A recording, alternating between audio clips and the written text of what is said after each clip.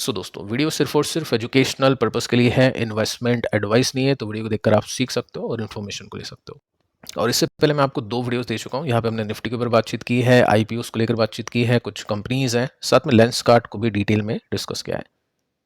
यहाँ पे आप देख सकते हैं कुछ ऐसी कंपनीज जिनके स्टॉक्स में रिवर्सल आ चुका है, यानी ऊपर से डिस्काउंट के साथ में थे और अभी रिवर्सल करके ऊपर जा रहा है। साथ में इनके Q2 के रिजल्ट भी काफ़ी अच्छे थे।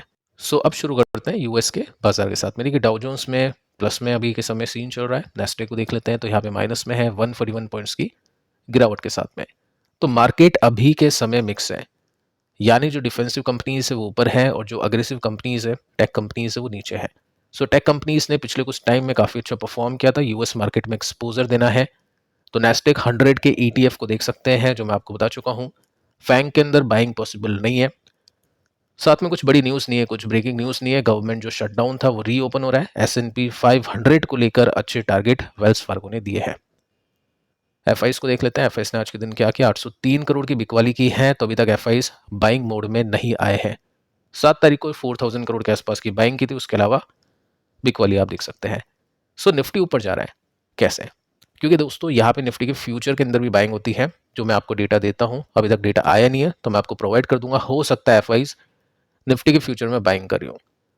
साथ में देखिए दोस्तों, निफ्टी इंडिया डिफेंस ने आज के दिन काफी अच्छा परफॉर्म किया है। अनफॉर्चुनेटली एक न्यूज आपने सुनी है दिल्ली वाली, उसको लेकर यहाँ पे इन्वेस्टर्स ऐसे सोच रहे हैं कि इंडिया कुछ ना कुछ करेगा पाकिस्तान के अगेंस्ट में। साथ में आज के दिन मोदी जी ने भी स्पीच में ऐसा ही कुछ कहा है। अभी तक आइडेंटिफिकेशन आई थिंक हुआ नहीं है, किसी भी टेररिस्ट ग्रुप ने उसकी जिम्मेदारी नहीं ली है, मतलब जितना मैंने न्यूज़ देखा है। अभी लेटेस्ट न्यूज़ आपको पता हो तो बात अलग है। कुछ ना कुछ अगर मिलता है अगेंस्ट पाकिस्तान या फिर XYZ, तो हो सकता है इंडिया उसके अगेंस्ट रिटेलिएशन करे या कुछ ना कुछ अटैक करे। उसको लेकर निफ्टी इंडिया डिफेंस के स्टॉक्स में आज के दिन तेजी आई है। अब देखिए दोस्तों, होता क्या है मार्केट के अंदर की जो भी कुछ पॉसिबिलिटी होती है वो पहले से ही प्राइस इन हो जाता है। अब देखते हैं आगे चल के किस तरह की बातें होती हैं। अगर बातें अग्रेसिव होगी, नेगेटिव होगी पाकिस्तान के अगेंस्ट, तो यहाँ पे डिफेंस के जो स्टॉक्स है ऊपर जाएंगे।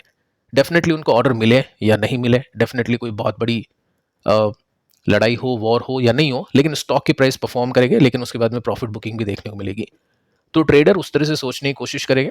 और निफ्टी इंडिया डिफेंस का एक ETF अवेलेबल है, जिसको भी मतलब डिफेंस कंपनीज में समझ कम है कि कौन सी कंपनी का स्टॉक सपोर्ट पे है, कौन सी लेनी चाहिए, कौन सी नहीं। तो वो क्या कर सकता है, इंडेक्स खरीद सकता है, जिसको आप अपनी एप्लीकेशन में सर्च कर सकते हैं MO डिफेंस के नाम से, Motilal Oswal Nifty India defence. ऐसा नहीं कि आपको खरीदना है बेचना है, जस्ट मैं आपको बता रहा हूँ कि मार्केट में किस न्यूज़ का कैसा इंपैक्ट होता है और किसी को कुछ खरीदना बेचना होता है तो कौन कौन से ऑप्शंस अवेलेबल होते हैं। अब दोस्तों रिजल्ट पे आते हैं। आज के दिन भी काफ़ी सारी कंपनीज के रिजल्ट आए हैं। देखो एक्चुअली आज के दिन 380 कंपनी या 400 कंपनीज के रिजल्ट आए हैं, ठीक है। तो सभी कंपनीज के रिजल्ट डिस्कस करना पॉसिबल है नहीं। प्लस आज के दिन एक्सपेक्टेशन की शीट भी नहीं है, तो विदाउट एक्सपेक्टेशन देखिए कुछ कंपनीज में एक्सपेक्टेशन का डेटा है तो उसके हिसाब से अपन चेक करने वाले, सीखने को काफी कुछ आपको यहाँ पे मिलेगा। बजाज फिनसर्व, इसके रिजल्ट आए थे आज के दिन, 7% के साथ में क्रैश हुआ। बजाज फाइनेंस भी 7% के साथ में गिरा। एक्चुअली मैं आपको बता चुका हूँ कि बजाज फिनसर्व का जो इंजन है वो बजाज फाइनेंस है। बजाज फाइनेंस अगर अच्छा करेगा तो ये अच्छा करेगा, बजाज फाइनेंस अच्छा नहीं करेगा तो ये भी अच्छा नहीं करेगा। काफी लोग पहले आर्ग्यूमेंट करते थे कि बजाज फिनसर्व बेटर, इसमें अच्छे रिटर्न्स मिलेंगे, बट ऐसा कुछ नहीं है। बजाज फाइनेंस की वजह से इसके प्रॉफिट आते हैं, बाकी इसके खुद के जो बिजनेसेस हैं, मतलब बजाज फाइनेंस के अलावा जो बिजनेस है, फाइनेंस के अलावा जो इंश्योरेंस बिजनेस है, ब्रोकिंग बिजनेस है, वो अच्छा नहीं कर रहे हैं। बजाज फाइनेंस में ग्रोथ आपने देखी 20% की, लेकिन यहाँ पे जो प्रॉफिट आया है ओनली 7% का आया है, क्योंकि बाकी जो इसके बिजनेस है उसने इसके प्रॉफिट को नीचे किया। रेवेन्यू 11% के साथ में बढ़ चुका है। साथ में अगर आप देखोगे तो यहाँ पे आपको पैटर्न देखने को मिलेगा कि बजाज फाइनेंस ने इसको ब्रेक करके काफी ऊपर जा चुका है, लेकिन इसमें ऐसा कुछ नहीं है। मेरे पास में ऑप्शन हो बजाज फाइनेंस या फिर ये, तो ऑब्वियस है बजाज फाइनेंस को मैं चूज करूंगा। बाकी ठीक है, रिजल्ट अच्छे नहीं है, देखते हैं सपोर्ट इसका कहाँ पे बनता है। अगली जो कंपनी है बजाज होल्डिंग्स है। अब देखो ये इंटरेस्टिंगली आज के दिन 4% के साथ में नीचे था। इसका मार्केट कैप कितना है, 1,35,000 करोड़ का है। वैल्यूएशन कितनी है, 16 का पी है। अब ये जो होल्डिंग कंपनीज होती है ना, इनका कोई खुद का बिजनेस नहीं होता है। ये कंपनी कुछ बना के बेचती नहीं है, ना ही कोई सर्विसेज देती है। होल्डिंग्स मतलब इन्वेस्टमेंट, इन्वेस्टमेंट मतलब बजाज ग्रुप की जो भी कंपनीज है, जैसे बजाज ऑटो आप बोल सकते हैं, बजाज फाइनेंस यानी फिनसर्व आप बोल सकते हैं, इनके शेयर्स बजाज होल्डिंग के पास में है और भी काफ़ी सारी कंपनीज होती हैं जो बजाज ग्रुप की नहीं होगी, उनके भी स्टॉक्स इनके पास में होते हैं। तो इनका प्रॉफिट कैसा आता है? जैसे आपका इन्वेस्टमेंट है, आपका पोर्टफोलियो है, उस पे आपको प्रॉफिट मिलने के क्या-क्या ऑप्शंस होते हैं? या तो आप अपने इन्वेस्टमेंट को बेचो, तो जो भी पैसा आएगा वो आपका प्रॉफिट है, या फिर आपको मिलती है डिविडेंड इनकम। क्योंकि इनके पास में काफ़ी सारे शेयर्स होते हैं तो डिविडेंड काफ़ी आता है। इनको हेजिंग के लिए भी देखा जाता है कि अगर बजाज फाइनेंस और फिनसर्व अच्छा करेंगे तो हो सकता है बजाज होल्डिंग अच्छा नहीं करे। अगर बजाज फिनसर्व और फाइनेंस या ऑटो अच्छा नहीं करेंगे तो हो सकता है बजाज होल्डिंग अच्छा करे। ऐसा क्यों? आपको बताइए कि जो भी कंपनी ग्रो करेगी उसको, जो भी उसका प्रॉफिट होगा उसको अपनी ही कंपनी में इन्वेस्ट करना पड़ेगा।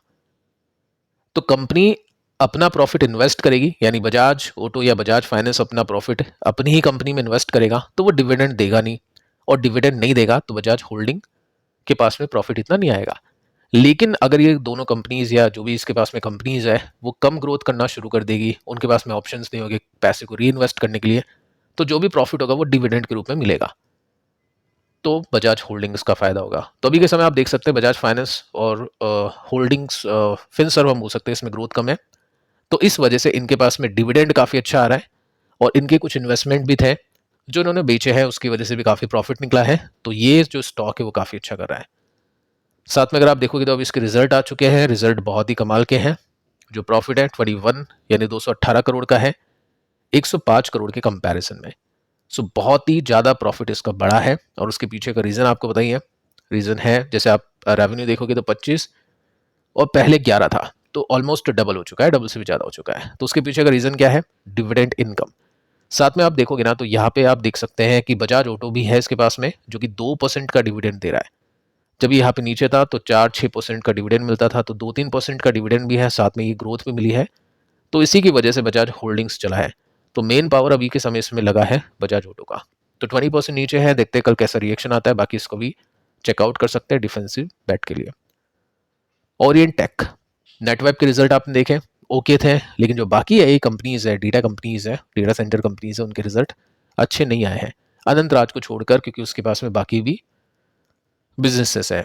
अब देखो यहाँ पे क्या है, ओरिएंट टेक के आज के परफॉर्मेंस को देखें तो 2% की तेजी बनी, रिजल्ट आए हैं शाम को 7 बजे। नेट प्रॉफिट है 141 मिलियन रुपीस का, जो कि 150 से घट के 140 हो चुका है। इसको रुपीस में कन्वर्ट करके आप देख सकते हैं, स्क्रीनर पे आपको मिल जाएगा। सो एक्चुअली प्रॉफिट इसका कम हुआ है। रेवेन्यू की बात करें तो रेवेन्यू भी इसका थोड़ा सा कम हुआ है, मार्जिन को देखें तो वो भी कम हुआ है, तो रिजल्ट अच्छे नहीं है। और स्टॉक अपने सपोर्ट पे भी है, जो इसका रेसिस्टेंस था जिसको इसने ब्रेक किया था, तो जिसने बेचना होगा, मतलब जो भी इस तेजी को कैप्चर कर चुके हैं, आई थिंक वो कर चुके हैं, क्योंकि जब भी स्टॉक नीचे आता है तो प्रॉफिट बुक किया जाता है ट्रेल स्टॉप लॉस करके। बाकी जिसने एग्जिट नहीं किया वो कल एग्जिट करते हुए हो सकता है अपने को देखने को मिले। शॉर्ट टर्म की बात करो, बाकी लॉन्ग टर्म के लिए ऐसी कंपनीज को बहुत ही रिस्क मैनेजमेंट के साथ में देखा जाता है, ये मैं आपको बता चुका हूँ। BSC, इसके भी रिजल्ट आ चुके हैं और रिजल्ट 6 बजे के आसपास आए हैं, इसके रिजल्ट अच्छे हैं। 3.47 बिलियन से प्रॉफिट बढ़ के हो चुका है 5.58 बिलियन।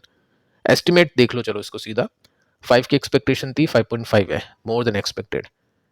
रेवेन्यू की एक्सपेक्टेशन थी 10.14, यहाँ पे 10.68 है, मोर देन एक्सपेक्टेड। मार्जिन 62% और आया है 64%, यानी मोर देन एक्सपेक्टेड। सो यहाँ पे बीच बीच में आपको बताइए कुछ ना कुछ न्यूज़ हम सुन पा रहे थे कि एक्सपायरी होगी नहीं होगी, तो स्टॉक नीचे गिरा था एकदम से, बाइंग कभी ऊपर कभी सेलिंग। तो इनसाइडर ने काफ़ी प्ले किया इसके अंदर। बाकी इस सपोर्ट को लिया, उसके बाद में एक रिवर्सल यहाँ पे दिया, फाइनल एक रिवर्सल भी इसने दे दिया है। Q2 का ठप्पा भी इसमें लग चुका है, तो ऑल टाइम हाई की तैयारी में भी हो सकता है देखने को मिले, जो कि 15% ऊपर है।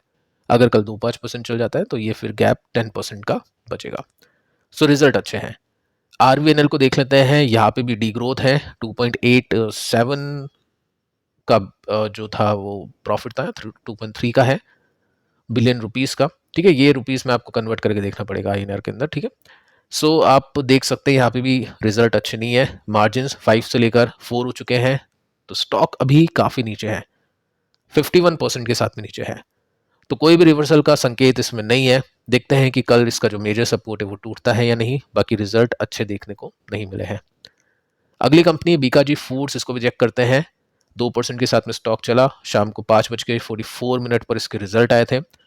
नेट प्रॉफिट हम इसका देखें तो 77 करोड़ का है, 71 करोड़ से बढ़ चुका है। रेवेन्यू की बात करें तो 7.1 बिलियन का है, यानी 790 करोड़ हम बोल सकते हैं इसको 710 के कंपैरिजन में।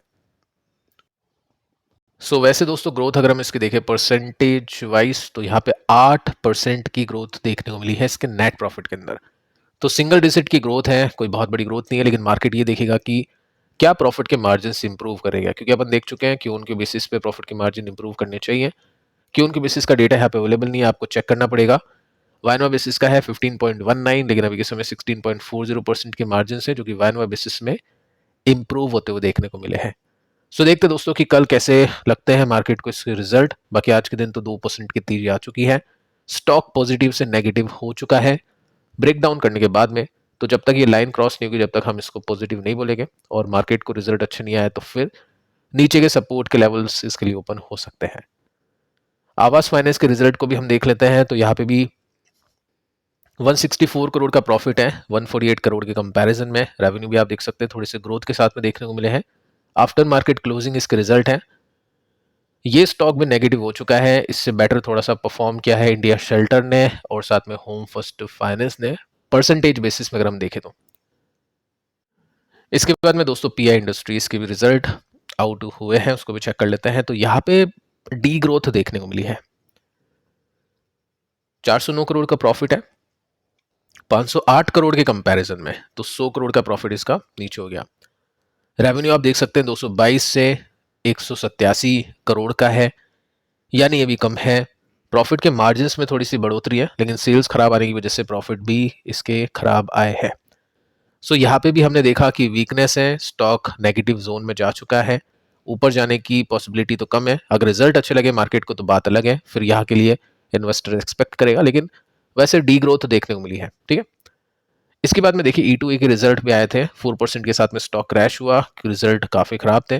कंपनी को नुकसान हो गया 135 करोड़ 135 मिलियन रुपीस। एक सेकंड में इसको INR में आपको बता देता हूं करोड़ के अंदर। ठीक है, 13 करोड़ का लॉस है इसको, 12 करोड़ का प्रॉफिट था, पिछले क्वार्टर में 2 करोड़ का नुकसान था, तो नुकसान बड़ा है। तो इन छोटी कंपनीज में ये डिफिकल्टीज हैं, ये दिक्कत है। अब वैल्यूएशन देखो कितनी हो चुकी है, 661 का पी रेशियो हो चुका है। AI को लेकर कंपनी काम तो करिए, लेकिन इतना ज्यादा कन्विक्शन नहीं है जितना कन्विक्शन आप नेटवेब में देख सकते हैं, या जो बाकी कंपनीज है जिनके पास में बड़े ऑर्डर्स उसको देख सकते हैं। एक भारतीय एयरटेल को भी आप थोड़ा सा रडार पे रखोगे अगर AI कंपनीज के ऊपर आपको फोकस करना है, क्योंकि इसके अंदर भी एक सेगमेंट है जो AI के ऊपर बहुत ज्यादा काम कर रहा है, यानी डेटा सेंटर के ऊपर काफी ज्यादा काम कर रहा है। फिलहाल तो 4% की गिरावट है, लेकिन अगर स्टॉक अपना सपोर्ट लेता है तो 23% का गैप अभी इसमें बाकी दिखता है। तो फिलहाल दोस्तों इस वीडियो में इतना ही, पिछले दोनों वीडियो आप देख लेना, मिलते हैं कल, तब तक के लिए शुभ रात्रि।